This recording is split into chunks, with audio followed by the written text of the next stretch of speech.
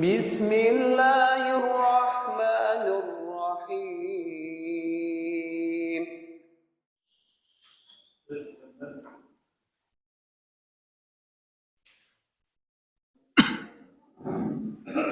Bismillahirrahmanirrahim. Assalamualaikum warahmatullahi wabarakatuh.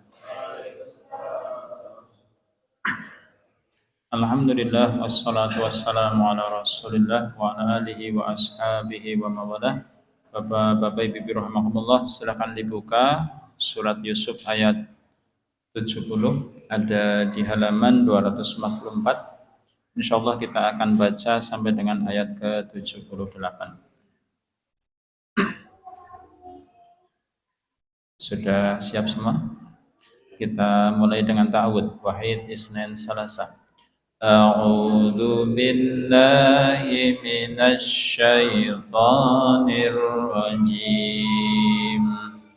Bismillahirrahmanirrahim.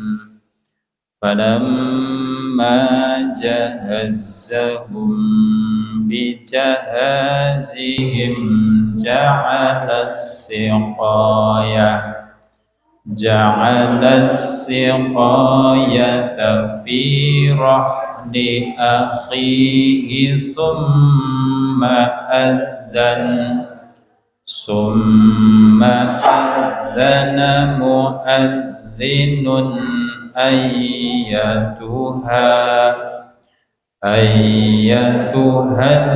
'iru innakum lasariqun.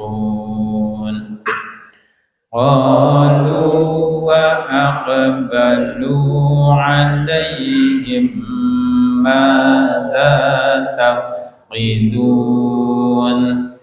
Qalu nafqidu suwa'al maliki wa liman ja'a bihi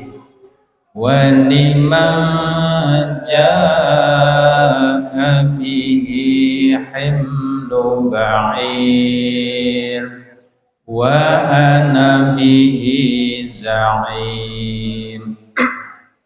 Qalu tallahi laqad 'alimtum ma ji'na linufsida fil ardh wa ma kunna sariqin.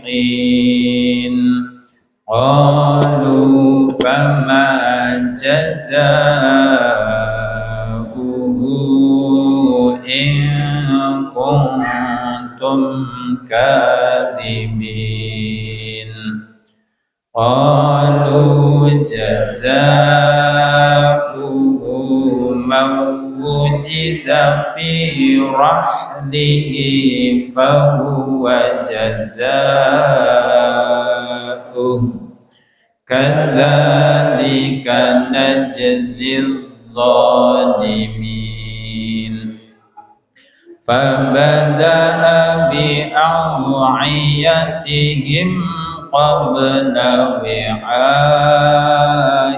akhihi summa istakhrajaha min wi'a'i akhihi kadzalika kidna li Yusuf ma kana liyakhudha akhahu fi dinil maliki illa ayyasha Allah narfa'u darajatin man nasha' wa fawqa kulli dhi 'ilmin 'alim. Qalu iyyashriq faqad saraqa akhun lahu min qabl فأسرها يوسف في نفسه ولم يبدها لهم قال أنتم شر مكانا والله أعلم بما تصفون قالوا يا أيها العزيز إن له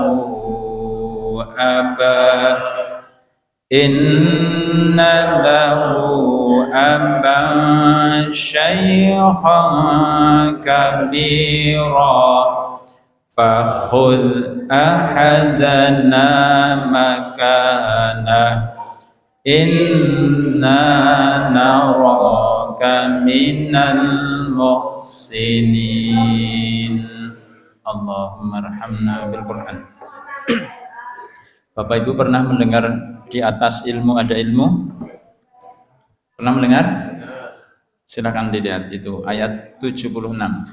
Wa fawqa kulli dzi ilmin alim. Wa fawqa kulli dzi ilmin alim. Itu bahasa kitanya, di atas ilmu ada ilmu, di atas langit ada langit. Wa fawqa kulli dzi ilmin alim. Nanti kita sampai insyaallah pada pembahasan itu. Bapak Rahmatullah, bersyukur kita kepada Allah Subhanahu wa taala malam hari ini di malam Jumat terakhir di bulan Januari. Kita masih dikumpulkan oleh Allah Subhanahu wa taala. Insyaallah kita lanjutkan tema kita tentang hikmah di balik ujian. Cuma memang kalau judulnya saya sampaikan yang asli kok serem gitu ya. Kita lagi membahas perkara apa nih kemarin? Perkara apa yang kita bahas? Nabi Yusuf itu diancam. Nah, diancam. Qalat fadzalikul alladzi lumtunnani fi. Ya, si wanita kan ngaku, saya nggoda dia, gitu kan. Saya nggoda dia. Wala illam yaf'al ma amuruhu la yusjananna wa la yakuna minas saghirin. Kalau dia dia tidak mau melakukan apa yang aku perintahkan, ancamannya apa Bapak Ibu? Ancamannya apa? La yusjananna, akan dipenjara. Wa la yakuna minas saghirin, atau dia aku jadikan orang yang saghir. Sohir itu bahasa Arab itu gini Bapak Ibu. Bahasa Arab itu tergantung konteks kalimatnya. Jadi kadang-kadang sohir artinya apa? Kecil. Nggih? Lawannya kabir, kecil, besar. Tapi kadang sohir dalam konteks kalimat ini dia artinya menjadi hina. Aku jadikan dia orang yang hina, orang yang tidak dipandang, orang yang diremehkan, bukan orang yang kecil. Maka Bapak Ibu rahimakumullah, dalam ayat 33 kemudian Nabi Yusuf berdoa kepada Rabb-nya, qala rabbis sijnu ahabbu ilayya mimma yad'unani ilai. Jadi Nabi Yusuf menyatakan bahwa aku lebih baik di penjara ya Allah daripada mengikuti seruan mereka. Kita sudah jelaskan mereka di situ yang dimaksud siapa nggih? Mereka yang dimaksud adalah si wanita dan and the gang. And the gang, iya, masa karo jamaah ya enggak, dengan rombongannya. Nah, Bapak Rahmatullah, di ayat 34 kemudian Allah berfirman, fastajaba lahu rabbuhu fasarafa anhu kaidahun. Maka Allah, ya, Rabb-nya itu memperkenankan permohonannya. Permohonan apa? Permohonan yang mana Bapak Ibu? Itu qala rabbis sijnu ahabbu ilayya. Aku itu ya Rabb, aku lebih suka di penjara gitu. Minta aku di penjara ya. Insyaallah. Dikabulkan tidak? Dikabulkan. Tujuannya apa Bapak Ibu? Tujuannya kalimat berikutnya fasarafa anhu kaidahun, supaya Yusuf itu dipalingkan dari tipu daya mereka. Innahu huwas samiul alim. Sesungguhnya dia maha mendengar lagi maha mengetahui. Dan di ayat berikutnya, Bapak Rahmatullah, ya, di ayat 35, ya, nanti kan kisahnya begini. Jadi berita ini kira-kira viral nggak? Viral. Kenapa? Ya, istri-istri para pejabat hadir dalam sebuah jamuan, jari-jari mereka terpotong-potong gara-gara ngelihat makhluk ganteng gitu ya. Viral. Maka pilihannya ini dijelaskan di Tafsir Al-Azhar, karangannya tulisannya Buya Hamka. Di sana dijelaskan mereka berpikir gimana nih supaya berita ini nggak viral gitu loh. Berita ini nggak viral. Kalau Yusuf diusir ke luar mana? Bahasa kita diapain? Ekstradisi. Enggak ya? Di luar pulau atau diasingkan gitu, nanti dia di sana bisa cerita. Kalau dia dibunuh, barunya urusannya. Nah, maka solusinya adalah dengan dipenjarakan. Kira-kira begini, Bapak-bapak, Ibu-ibu. Orang begini, kira-kira dipenjarakannya pasalnya apa? Pasal supaya dia dipenjara apa kira-kira? Pasalnya apa kira-kira? Maka tadi saya matur nggih, kalau saya judulnya ditanya Pak Supri, emang kajiannya Ustaz seputar penjara gitu, serem nggak? Karena begini. Tadi saya sebelum sini ingat beberapa kasus perbedaan penjaranya orang kafir dengan orang mukmin. Ini kita bahas penjara nih.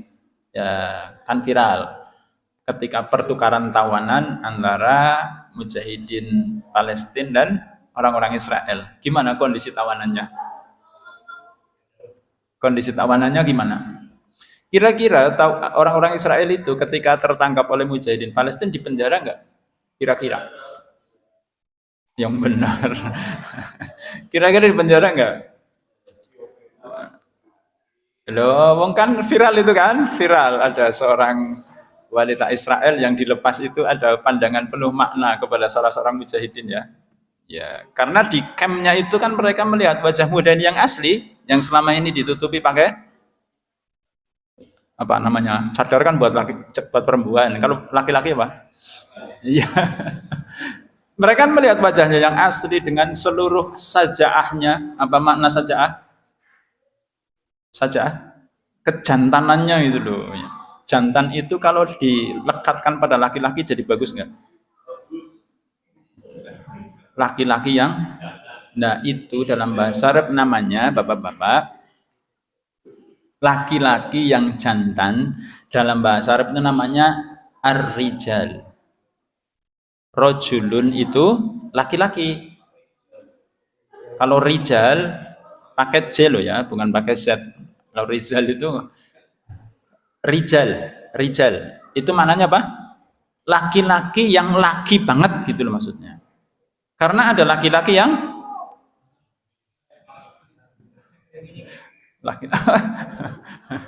laki-laki yang melambai gitu ya, laki-laki. Jadi mereka di camp itu menyaksikan mujahidin dengan segala kecantanannya, kelemah lembutannya, mereka jaga adab dengan para wanita. Siapa yang nggak jatuh cinta melihat laki-laki kayak gitu? Masya Allah ya. Kenapa putrinya Nabi Syuaib ketika ditolong oleh Nabi Musa, dia cerita sama abahnya, abah itu orangnya jadiin karyawan aja gitu. Jadiin, putrinya kan bilang begitu. Terus Nabi Syuaib ngendika apa? Bukan hanya akan dijadikan karyawan, tak jadikan menantu gitu. Kenapa coba? Kenapa? Sebabnya nanti dulu Ustaz Anang. Dia dengar cerita dari putrinya bagaimana adabnya Nabi Musa. Orang asing sudahlah nolong, begitu dipanggil Mas, abah saya ngundang jenengan ke rumah. Oh iya. Terus gimana adab yang ditunjukkan Nabi Musa? Itu kan ada cerita-cerita romantisnya, Bapak Ibu. Nah, kalau kita mau lihat cerita romantis di Quran itu gitu. Bagaimana Nabi Musa memberi contoh seorang laki-laki yang hidup di negeri asing bersikap kepada seorang gadis yang diutus oleh abahnya untuk menjadikan dia tamu. Gimana caranya? Begitu si gadis jalan di depan kan kainnya berkibar-kibar ya Bun. Kira-kira bapak-bapak goyang nggak pikirannya lihat kayak gitu? Iya. Maka Nabi Musa kemudian berkata kepada si gadis, saya tak di depan. Saya tak di depan. Nanti kalau belok kanan, kamu lempar batu ke kanan. Kalau belok kiri, kamu lempar batu ke kiri. Coba Pak Supri kalau denger ada laki-laki ahlaknya kayak gitu, anak gadisnya cerita pengen jadiin mantu nggak?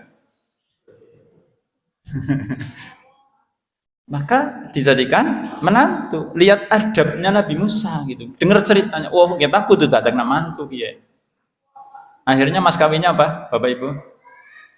Mas kawinnya ngode, ngode, mengabdi ya.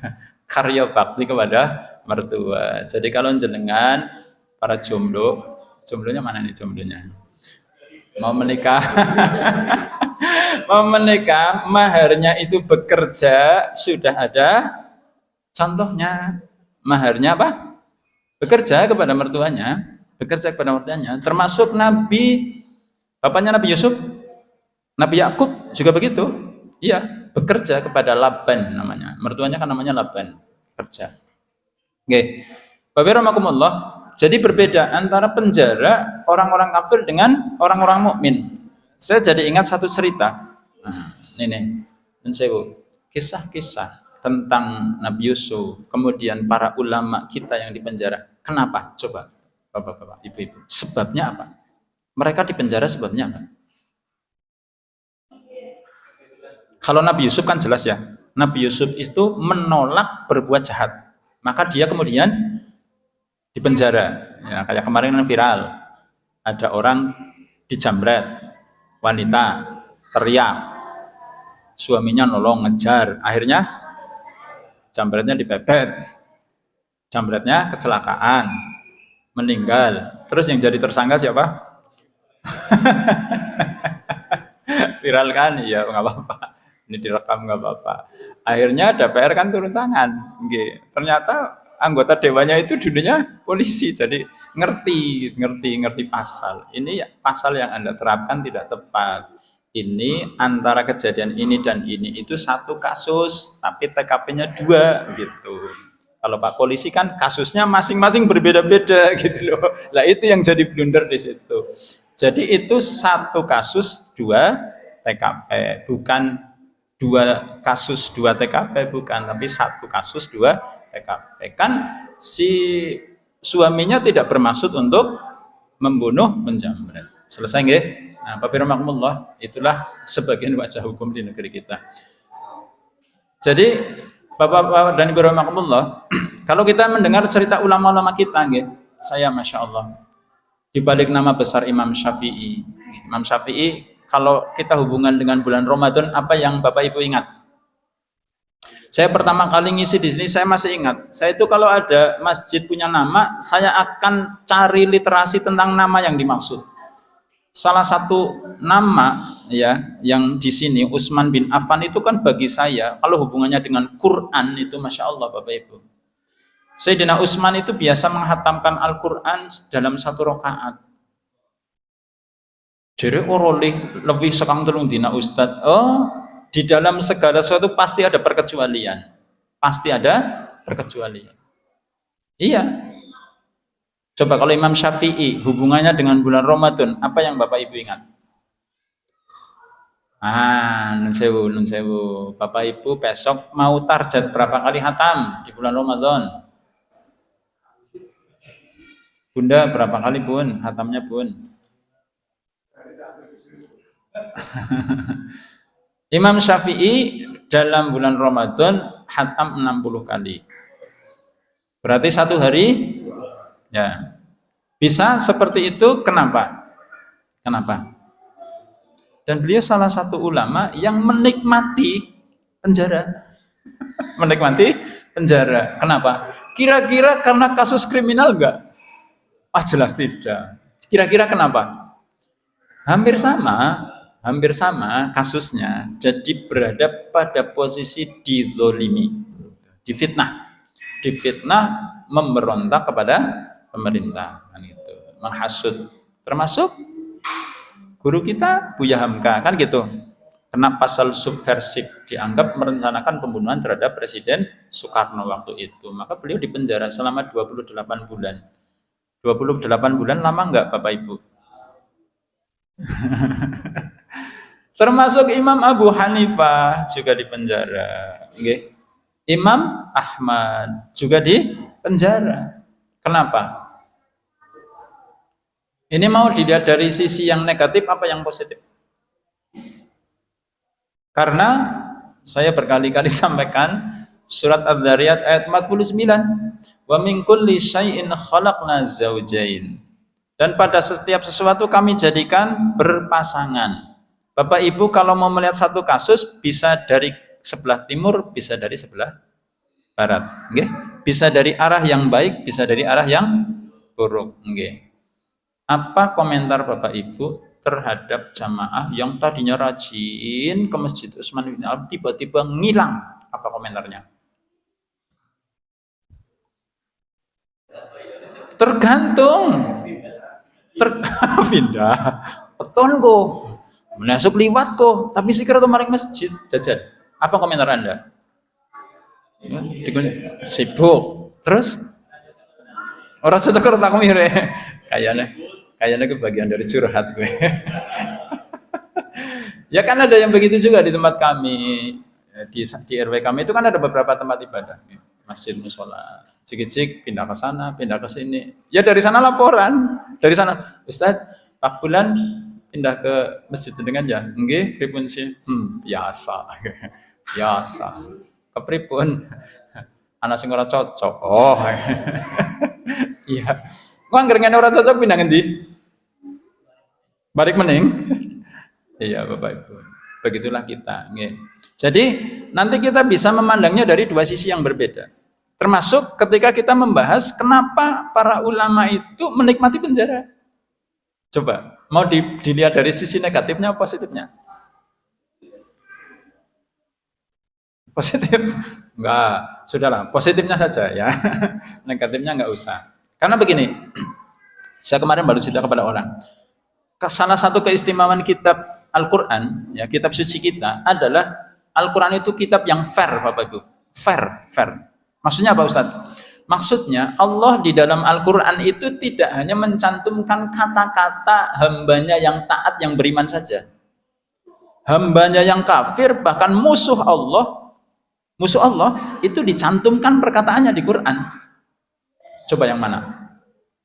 Kata-kata musuh Allah yang dicantumkan di Quran. Mana coba? Nah itu makhluknya bilang begini kok. Ana khairum minhu khalaqtani min nar wa khalaqtahu min tin. Siapa yang bilang? Iblis. Ada kata-katanya di Quran, Pak. Allah cantumkan kata-kata musuhnya di Quran. Betapa fairnya Tuhan kita. Betapa fairnya Allah Subhanahu wa ta'ala. Ini loh, kata-kata musuh. Termasuk kata-katanya penguasa yang kafir. Contohnya siapa? Ya orang yang kata Ustadz Tengku Zulkarnain Allah yarham, Ustadz Tengku Zulkarnain Allah yarham, iblisnya iblis belum pernah ngaku jadi Tuhan. Orang ini ngaku jadi Tuhan. Jadi iblis kaget. Iblis kaget, kaget gitu ya. Ternyata ada yang lebih iblis dari iblis itu nggak pernah Pak ngaku jadi Tuhan Pak, nggak pernah. Tapi orang ini bilang dan kata-katanya dicantumkan di Quran. Ana rabbukumul a'la. Coba Pak, kurang fair lagi. Kurang fair mana lagi Quran? Ya, apalagi kata-katanya orang-orang yang beriman gitu. Maka kita enak belajar Quran itu. Quran itu kan dipersembahkan.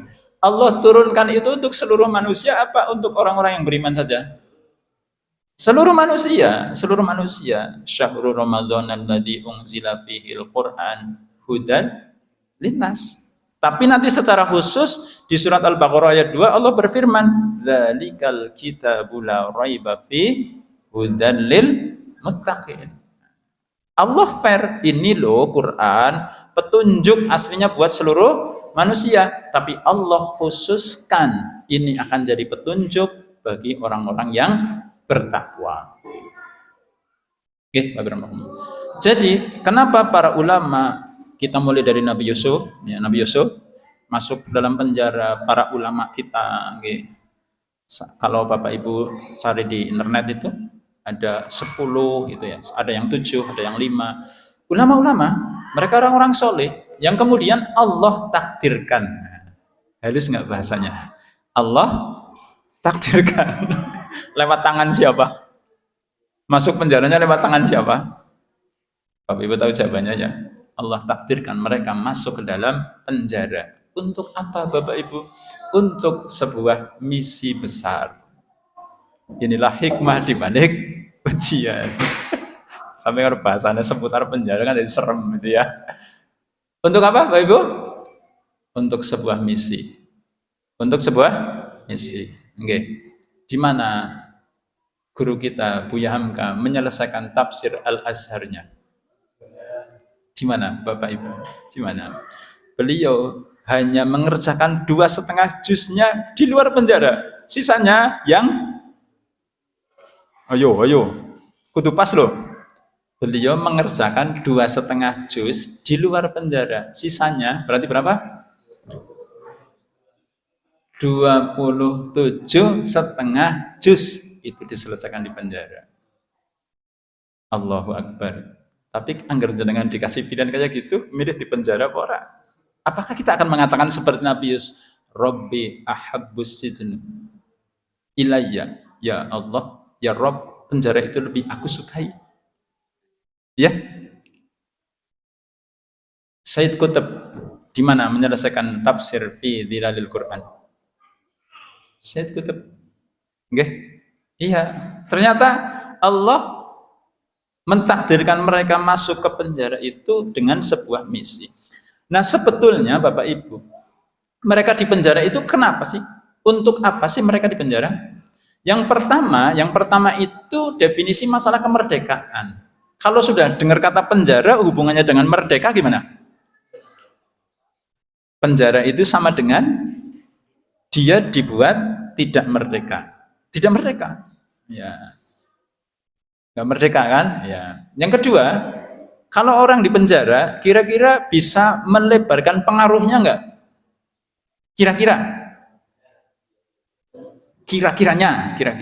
Nggak bisa, tapi nyatanya bisa. Yang ada kisahnya, si ulama di penjara di bawah tanah, dia ngajari murid-muridnya yang di atas tanah gitu. Jadi penjaranya di atas tanah dan di bawah tanah. Ulama yang di bawah tanah di penjara ngajari yang di atas tanah. Makanya kan nanti dibuat undang-undang lagi, tidak boleh mengajarkan ilmu, gitu kan? Kisah yang viral di kalangan kita adalah seorang yang ketika turun keputusan untuk Imam Ahmad, Anda tidak boleh mengajar, tidak boleh berfatwa, maka ada seorang yang menyamar menjadi pengemis. Nanti cari kisahnya. Ngemis Pak, nyamar jadi pengemis hanya untuk. Jadi tiap pagi dia datang ke rumahnya Imam Ahmad, ketok pintu. Wujudnya pengemis, padahal mau belajar hadis. Keren nggak? Keren banget. Jadi bukan, aku nggak boleh ngajar. Ya sudah. Jadi mereka bikin skenario. Ya sudah, saya nanti tak pura-pura jadi pengemis gitu. Jadi tiap hari dibukain pintu, ajari satu hadis, pergi. Besoknya pakai baju pengemis karena Imam Ahmad tidak boleh mengajar. Luar biasa ya, ulama-ulama kita. Nah, Bapak rahimakumullah, ini ada kisah menarik. Kalau penjara tadi versi yang kafir kan rekasa gitu ya. Tawanannya maksudnya loh, dikeluarkan kurus, penuh siksaan gitu ya. Ada kisah di mana kaum mukmin, orang-orang mukmin itu mendapat tawanan dari musuhnya, orang-orang kafir. Terus orang kafir ini heran ketika di camp kaum muslimin, dia itu cuma diikat aja, Jadi dia dibiarin melihat aktivitas kaum muslimin gitu. Ada yang aneh nggak? Ada yang aneh nggak, Bapak Ibu? Seorang tawanan, dia tidak ditempatkan di tempat tersembunyi, tapi di tengah camp gitu, dia disuruh melihat aktivitas kaum muslimin, sehingga dia bisa ngerti jumlahnya berapa, kekuatannya berapa gitu. Ada yang aneh nggak? Yang aneh apa? Dia kan bisa tahu nih info kekuatan kaum muslimin, info kekuatan muslimin. Nah, maka dia, bahasa kita hari ini tuh kepo. Nanya, duh, karo prajurit kaum muslimin, kok saya nggak disembunyiin sih? Kok saya dibiarin tahu kekuatan kalian? Kira-kira jawabannya apa, Bapak Ibu? Jawabannya apa? Ini ilmu munasabah namanya. Munasabah itu hubungan antara surat dengan surat. Surat dalam Quran maksudnya. Munasabah itu nanti bisa ayat dengan ayat, bisa nama dengan nama, tema dengan tema.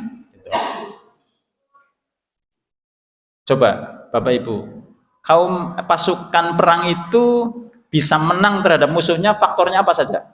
Saya izin sambil ngopi.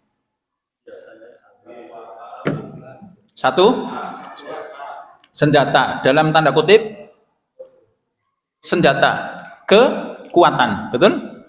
Yang kedua, jumlah ya. Dua saja. Yang pertama adalah kekuatan fisik. Yang kedua, jumlah. Keterampilan, kekuatan, dan jumlah. Bapak Ibu, silakan. Yang pertama, jenengan buka surat Al-Anfal ayat 17.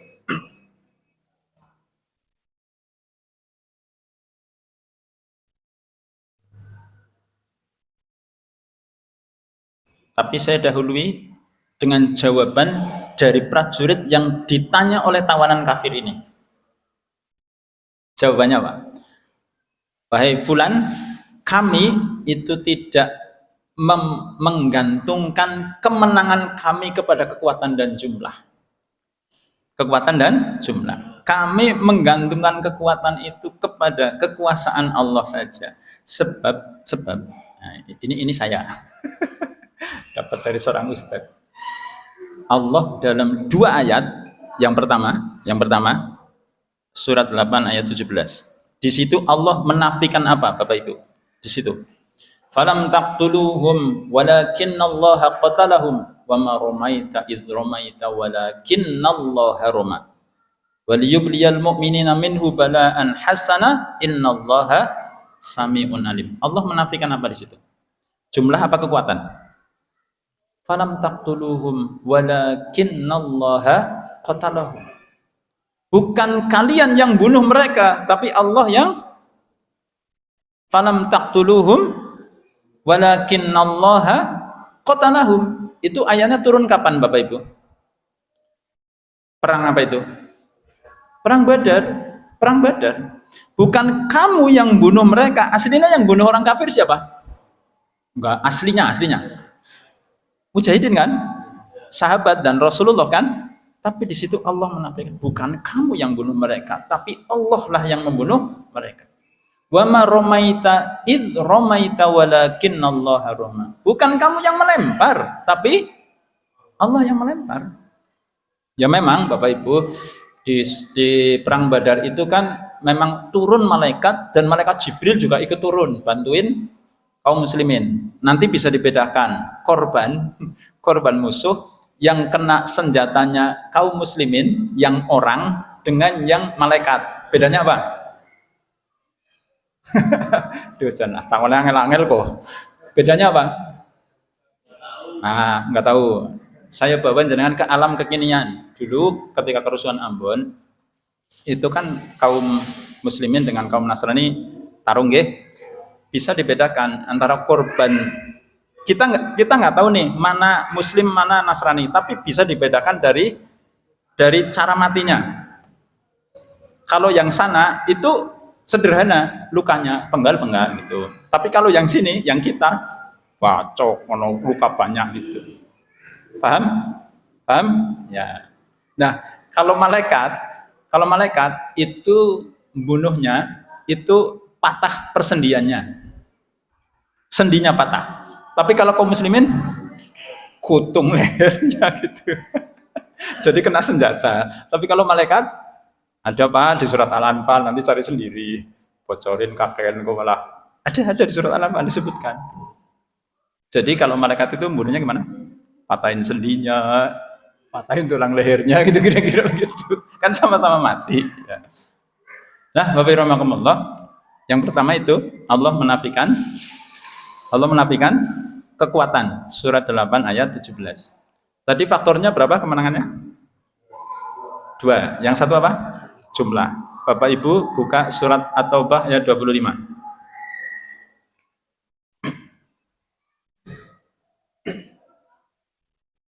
Kan tadabbur ya, jadi lompat dari surat ini ke surat ini gitu ya. Laqad nasarakumullahu fi mawatina katsiratin wa yauma Hunain. Perang apa yang dibahas? Hunain. Nah, guru kita Ustaz Darussalam menyebutkan, apapun yang disebut di Quran pasti penting, apapun. Kalau Hunain sampai disebut di Quran berarti penting apa tidak? Perang disebut loh. Perang Hunain disebut, Pak, spesifik. Laqad nasarakumullahu fi mawatina katsiratin wa yauma Hunain. Apa? Disebutnya faktor apanya, Pak? Id a'jabatkum kasratukum falam tuhni ankum syai'a. Ingat, kalian waktu itu takjub dengan apa? Jumlah kalian. Menang apa kalah perang Hunain? Kalah, Pak. Mau saya bahas lebih detail? Perang Hunain jumlahnya berapa? 12.000 pasukan. Itu sebetulnya secara hitungan strategi militer pasti kaum muslimin menang. Jadi kalau takjub wajar apa tidak? Enggak, maksudnya gini, secara perhitungan militer pasukan yang jumlahnya 12.000 itu kalau perang pasti menang. Pasti itu. Kalau itu membuat takjub, wajar apa tidak? Wajar. Tapi Allah bikin kalah. Bukan bikin gak wajar. Allah bikin kalah supaya apa? Supaya kaum muslimin itu ketika berperang tidak menggantungkan diri pada satu, kekuatan, yang kedua jumlah. Paham sampai sini Bapak Ibu? Makanya saya kalau ngajar Arab sing teka semending, Arab sing teka akeh, nggak ngaruh. Saya tetap semangat. Karena, silakan dikonfirmasi ke Ustadz Masnun Alim. Majelis taklim itu mau yang hadir 2.000, mau yang hadir 2 biji. 2 biji, emangnya manggis. Itu sama, Bapak. Majelis ilmu itu begitu, iya. Jadi, aduh, anggar Ustadz kaya lah rame, anggar nyongsing teka, mung telung blindi. Majelis ilmu itu sama saja, tidak bergantung kepada jumlah yang dah siki sing teka 100, tapi sing 90 sangat ngantuk, sing ngrungokna dijedok gitu. Tapi 3, ya kayak tadi muridnya siapa? Imam Ahmad kan mung siji jidil, Mbok. Murid luar biasa. Di saat orang arep ngaji wis wedi, awas kok ngaji cekel loh, lapangan loh, subversif. Dia malah rela nyamar jadi pengemis, kan keren banget itu Bapak Ibu. Okay? Nah, jadi Bapak Rahmatullah, disinilah kita kemudian bisa mengambil penjara di Quran kan dibahas, ya, di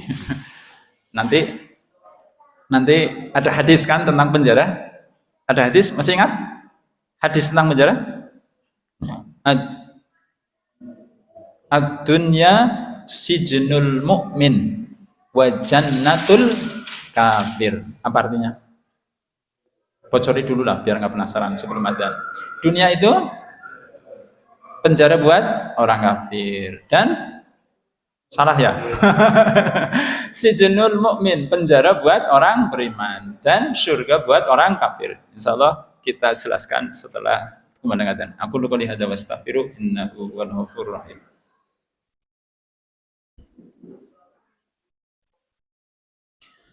Alhamdulillah wassalatu wassalamu ala Rasulillah wa ala alihi wa ashabihi wa mawalah. Sebelum saya lanjutkan, nanti Bapak-bapak Ibu-ibu juga boleh baca kisahnya sahabat Sumamah, Sumamah. Saya tadi teringat seorang sahabat yang oleh Rasulullah sebelum dia masuk Islam itu diikat di Masjid Nabawi, diikat diikat selama beberapa hari. Ya. Dan sama sekali tidak disuruh masuk Islam oleh Rasulullah. Jadi beliau itu disuruh menyaksikan kehidupannya kaum muslimin gitu. Nanti baca sendiri gitu. Tapi saya jadi ingat orang ini dipasung kemerdekaannya, diikat gitu. Diikat. Jadi bentuk perlakuan kaum muslimin kepada tawanan itu Masya Allah. Karena memang ada fikihnya sendiri. Ya. Kembali kepada hadis tadi, Bapak Ibu rahimakumullah, ad-dunya sijnul mu'min wa jannatul kafir. Dunia itu penjara buat orang yang beriman dan surga buat orang kafir. Ada kisah populer Bapak Ibu terkait hadis ini, kisah yang dialami oleh Amirul Mukminin fil hadis Imam Ibnu Hajar Al-Asqalani. Ya. Saya bumbui sedikit kisahnya, nggih. Saya bumbui gini. Jadi beliau ini hidup di masa kejayaan kaum muslimin. Dulu ketika kaum muslimin sedang di masa keemasan, karya-karya kaum muslimin, buku itu Bapak Ibu, para ulama, itu nanti ditimbang. Misalnya Ustadz Anang nulis buku gitu, tebal segini, nanti ditimbang. Nanti beratnya diganti dengan emas. Jadi para ulama kita dulu kaya-kaya Bapak Ibu. Kaya-kaya. Nah, kenapa saya cerita seperti itu? Karena Imam Ibnu Hajar Al-Asqalani itu hidup di masa pemerintahan kaum muslimin, beliau menjadi pejabat negara. Lengkap dengan segala fasilitas kedinasan waktu itu. Kendaraan dinas, rumah dinas, istri? Oh enggak istri sendiri, rumah istri dinas. Ngawur Ustaz. Kebayang enggak Bapak Ibu, seorang pejabat negara jalan itu apa yang kalau di hari ini gimana? Yang viral ya? Ada di jalan rapat gitu, ada apa? Pengawalnya terus bersikap arogan kan viral gitu ya. Ya tapi ini kehidupan kaum muslimin. Jadi beliau berjalan dengan segala fasilitasnya.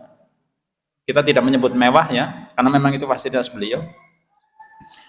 Di satu pasar dia berjumpa ada seorang pedagang Yahudi, pedagang minyak samin. Minyak samin itu kalau di Banyumas apa ya? Saya juga iya, dengan wadahnya itu di pinggir jalan. Jadi dia di pinggir jalan lihat, terus penasaran. Orang Yahudi ini penasaran. Di stop itu Imam Ibnu Hajar Al-Asqalani. Ingat saya pejabat loh ya. Ini makanya saya tadi katakan saya bumbui sedikit biar Bapak Ibu bayangannya itu jomplang banget lah ya. Yang satunya pejabat dikawal dengan kendaraan yang bagus, kuda yang bagus waktu itu di atas gitu kan, di atas kendaraan, di stop oleh orang di bawah lagi jualan minyak samin. Yahudi lagi. Yahudi. Percakapannya kira-kira begini, Bapak Ibu. Ya Syekh. Ya Tuhan, saya mau konfirmasi. Kalau bahasanya Ustadz Abu Umar Abdillah itu begini. Kayaknya ada kata-kata yang salah dengan Nabi Anda gitu. Kayaknya itu. Kayaknya ada kata-kata yang salah dengan Nabi Anda. Kata-kata yang mana gitu. Maksudnya Nabi Anda itu mengatakan sesuatu tapi itu salah gitu maksudnya. Saya mau konfirmasi gitu. Terus bukankah Nabi Anda mengatakan ad-dunya sijnul mu'min wa jannatul kafir.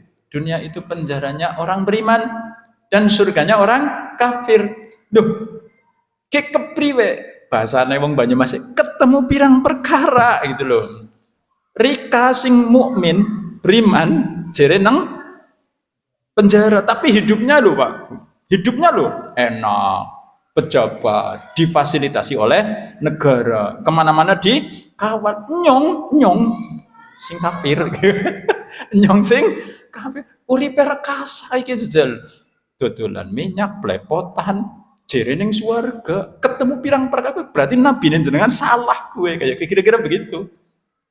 Yang ditanya Amirul Mukminin fil hadis, angger sing ditakoni Rika bingung ora jawab. Kayaknya ya salah ya. Maka beliau menjawab begini, wahai Yahudi, ketahuilah bahwa kenikmatan yang kami rasakan sekarang, kendaraan bagus, rumah bagus, jabatan, gaji, jangan ditanya Pak, gaji waktu itu. Lawang tadi saya cerita. Kalau ulama ngarang kitab, kitabnya ditimbang dan ditukar dengan emas asli, bukan emas anang. Ya, iya, jadi ulama kaya waktu itu. Ilmu betul-betul dihargai. Wahai Yahudi, ketahuilah kami dengan segala kenikmatan yang kami rasakan itu seperti berada di penjara jika dibandingkan dengan kenikmatan surga yang Allah janjikan di akhirat. Dan kamu wahai Yahudi, kok rekasa kayak gue, blepotan, minyak, berperkasa, melarat deh gue, kok kayak nang surga dibandingkan dengan siksa Allah besok di akhirat. Ndedek ora gue Yahudi. Suargane be kayak gie rekasane. Suargane be kayak gie rekasane apa maning? Nerakane gitu loh. Suargane be kayak gie. Dan gue penjarane be kayak gue apa maning? Suargane. Maka beliau kemudian bersyahadat. Apa yang Imam Ibnu Hajar Al-Asqalani lakukan, Bapak Ibu, beliau turun dari kendaraannya, diraihlah orang Yahudi itu karena mengucapkan syahadat. Ya blepotan jelas. Tapi kan dia sudah menjadi saudara seiman. Bapak Ibu, mudah-mudahan materi malam hari membuat inspirasi buat kita, nggih? Iya, selalu ada kebaikan pada setiap takdir Allah dalam kehidupan kita. Hatta pada persoalan yang menurut sebagian orang itu adalah sebuah kesengsaraan yang bernama penjara. Wallahu a'lam bishawab. Waktu saya kembalikan kepada Roisul Majelis, dari kami cukupkan. Assalamualaikum warahmatullahi wabarakatuh.